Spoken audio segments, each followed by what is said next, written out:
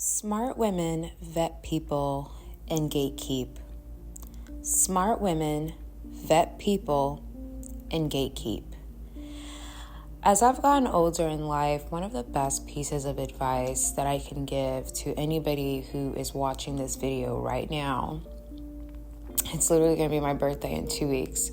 I've learned so much up until this age. The number one thing that I can say is do not cease to vet people. Do not, under any circumstances, allow any human being entry into your life without vetting them. The vetting process is a long process. It's not, you can't vet someone within a day. It takes time.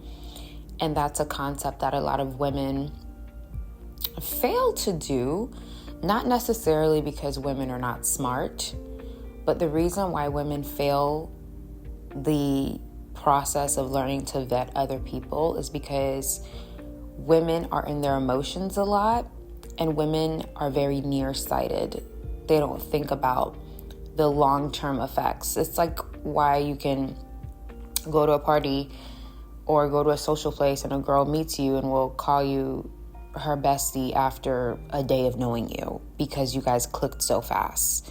It's okay that you guys clicked. It's okay that you guys feel connected to each other, have a natural chemistry, but that doesn't mean that it's going to stay that way. You still have to vet that person.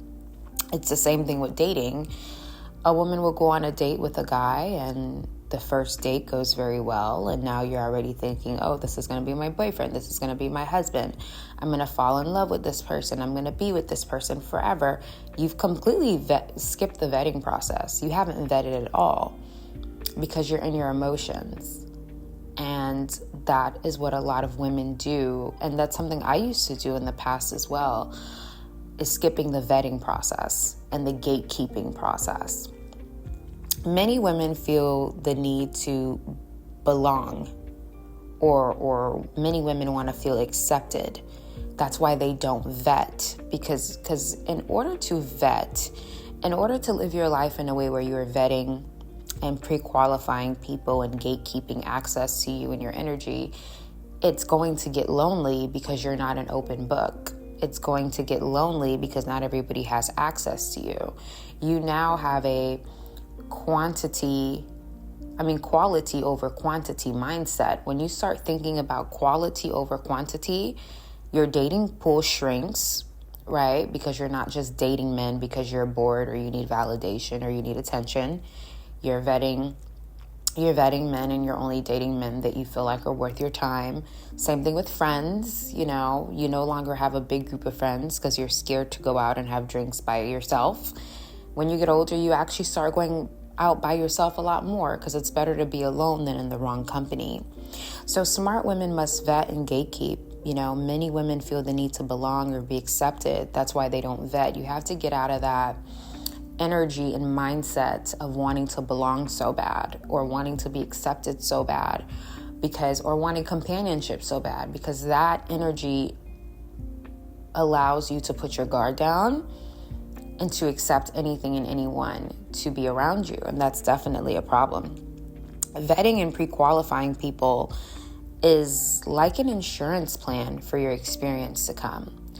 I vet and pre-qualify people and gatekeep with my life because I want to ensure that I am doing the best I can do in my power to ensure that I have a beautiful life experience.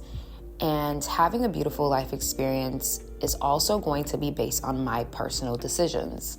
It's going to be based on what I say yes to and what I say no to. So when I vet and pre-qualify people, it's like an insurance plan, because if I'm dating someone and I see a red flag or many red flags, by me removing myself from that person's life and rejecting their access to me, I don't have to go through the bad breakup. I don't have to go through the toxic relationship. I don't have to go through getting a broken heart. I've skipped all of that by just vetting and pre-qualifying the individual, seeing that they were not a good fit for me, and moving on. So now I skipped the hurricane that would come by sticking around. So when you ladies learn to vet and pre-qualify, it's literally an insurance plan for you to skip negative experiences. When you learn how to vet and pre-qualify people early on, I will share a story with you guys. I have a family member of mine who has another family member that they reconnected with. The family member that they reconnected with, I think I gave this story on my podcast about that family member was actually one of my cousins. And I was doing really, really, really well on one of my platforms, and this person was following me, but never congratulated me, never told me why you're doing so well, never told me why your numbers look so good. This person never told me, wow, like, I'm so proud of you. Just lurking in the shadows, right? Just following me and lurking in the shadows. Now, there was word that this platform, there's going to be changes to it, or it may get taken away, or whatever the case may be. I get a random phone call from this family member, and this family member is like, oh, is it true that so-and-so platform is going to shut down and all this stuff? And in my head, I'm like, wow, like, you've been following me for months, never congratulations, never anything like that.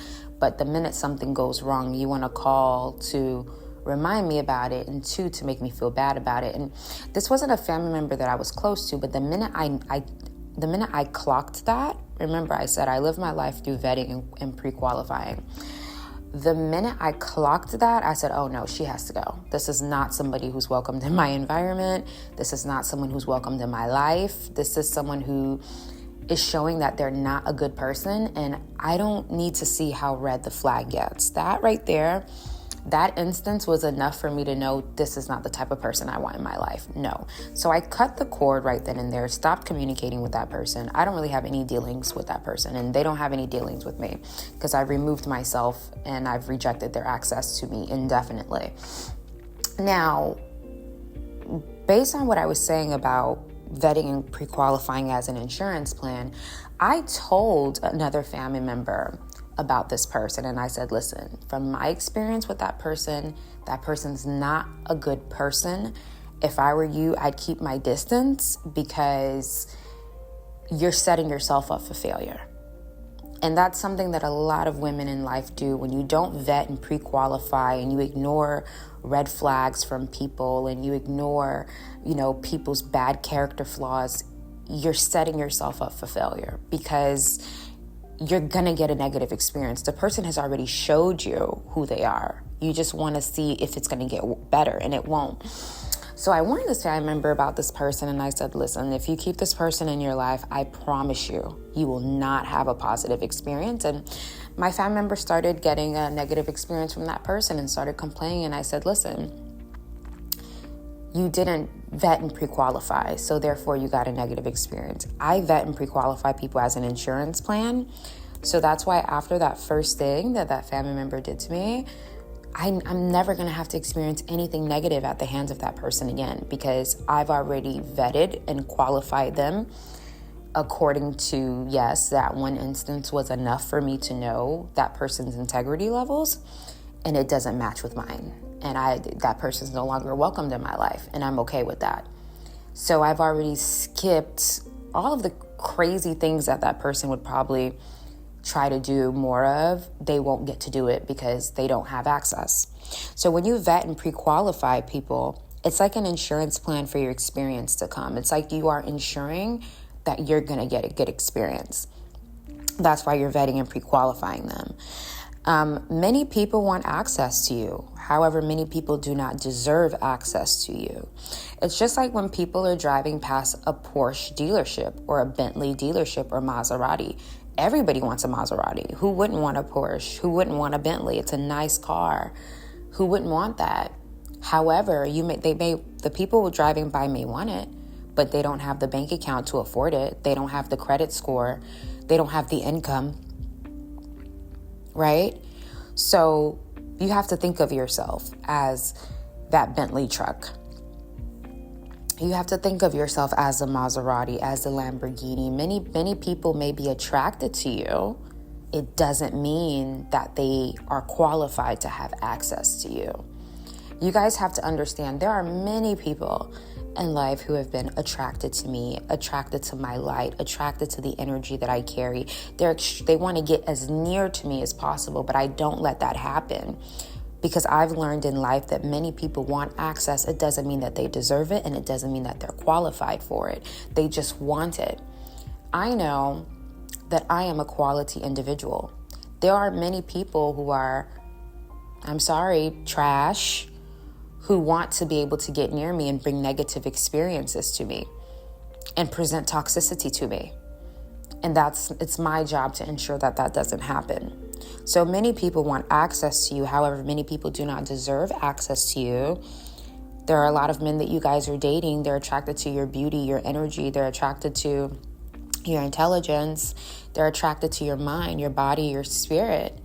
But does that mean that they're qualified to be around you? Does that mean that they're qualified to have access to a woman of your level, of your regard?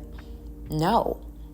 So understanding the concept that many people want access to you, however, many people do not deserve access to you, understanding that concept makes moving through life easier, where it's like I can meet someone and she may want to be my friend, but it doesn't mean that she's a quality person that can give me a quality friendship. I know what I can give. It doesn't mean that she can give that in return to me. That's why I have to vet and qualify her first.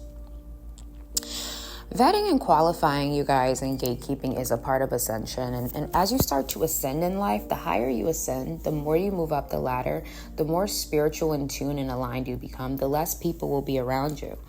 And you have to be comfortable with the concept that it's lonely at the top.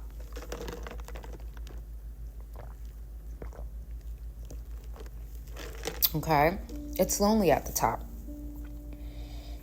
Right? The next thing is to have a quality over quantity mindset in life.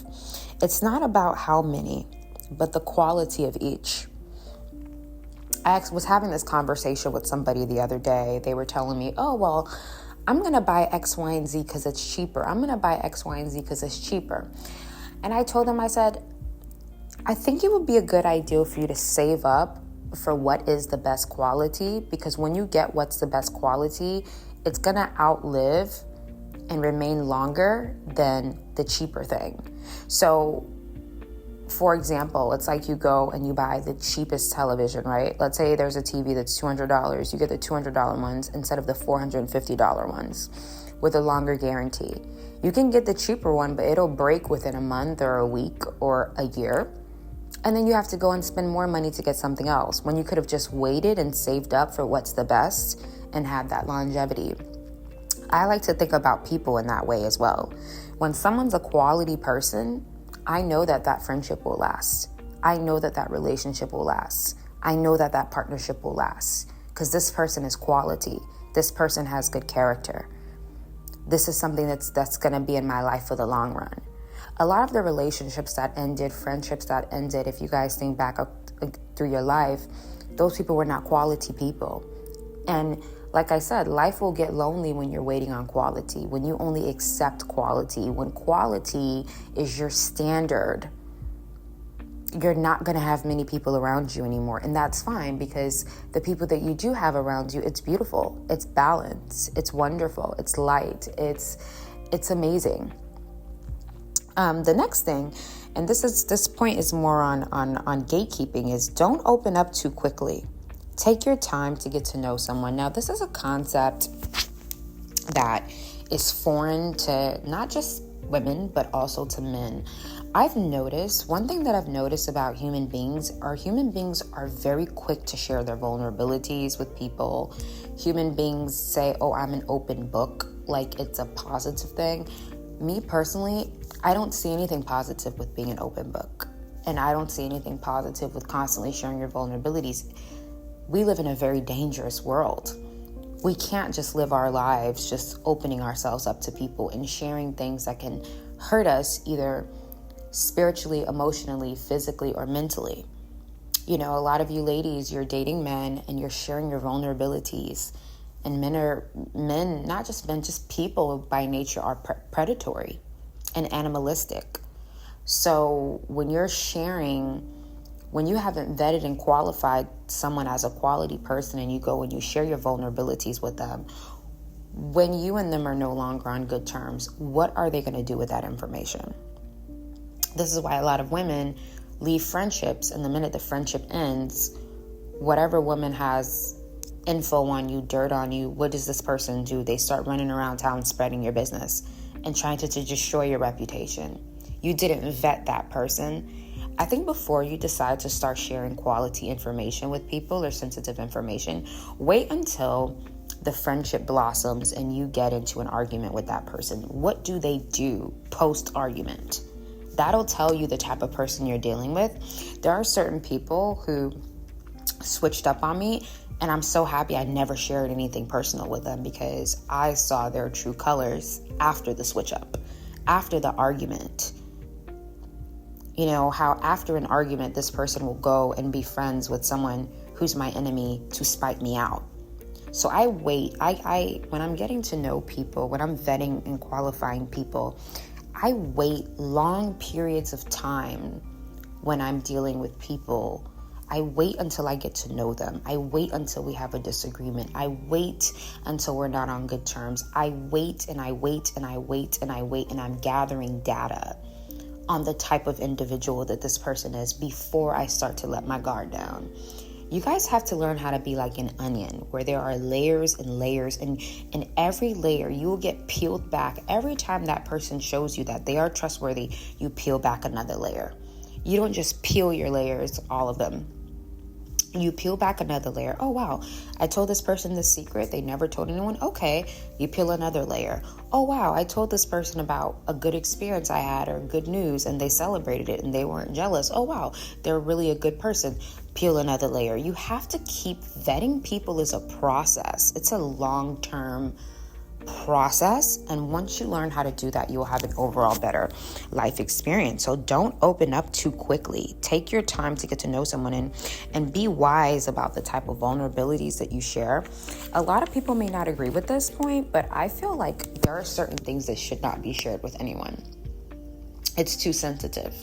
There are certain things that should only be shared with God and your mother, if you have a close bond with them, and your therapist. There are certain things that should not be shared with people.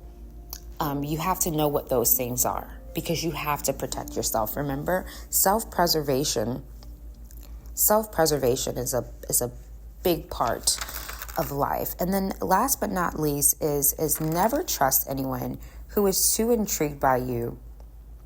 Relationships are gradual. So anytime you meet someone who's like, how old are you? What do you do for a living? Where do you live? What happened to this? Tell me an experience that was hard for you. And it's just like they're interviewing you in this like weird, intrusive way. I always tell people to chill out. Relationships are gradual. Dating is gradual. I always tell men, you're not going to get to know me in one setting. It'll take you a long time to get to know me. The same way it'll take me a long time to get to know you. The best thing in life are things that are slow and steady.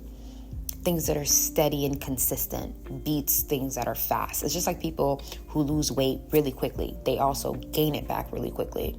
But people who lose weight the correct way and take their time in the steps, when they lose the weight, they keep it off. So I trust things that are more consistent and steady and gradual over things that happen too quickly, because things that happen too quickly cannot be maintained. So things are gradual. When you are gatekeeping, when you are vetting, you are taking your time to get to know the other individual, the same way that other individual will take their time to get to know you. Anyways, you guys, I hope you guys really, really enjoyed this. I really hope you guys enjoyed this voiceover. Don't forget to visit yourlevelupguru.net to book your private girl chats with me. And don't forget to listen to the Level Up podcast on Spotify. If you guys have not subscribed, go ahead and do that. Like and comment. I would love to hear you guys comment on this video and say what ways you've been vetting people and what ways you've been gatekeeping and how it's been working for you. Bye, guys.